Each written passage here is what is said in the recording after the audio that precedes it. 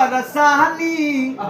तू तो बहरा कटते हो बचानी पलानी में जवानी रुअता राजा हो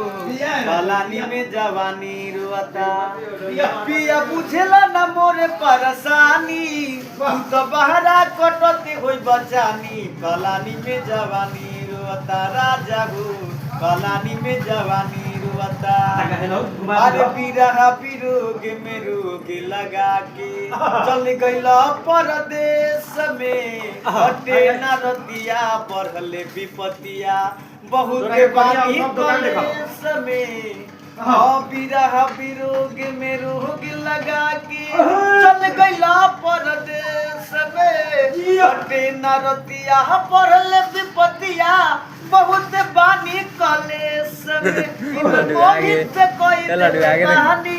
सुरदस अपन है दुखवा के कहानी पलानी में जवानी रुअता राजा गो पलानी में जवानी रुअता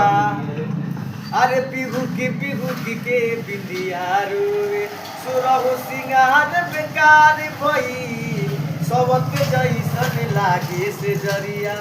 कान के गहना भार भई इया कैसे रहते हम बानी लोग कबहू नहीं सोचतानी पलानी में जवानी रुअता जागू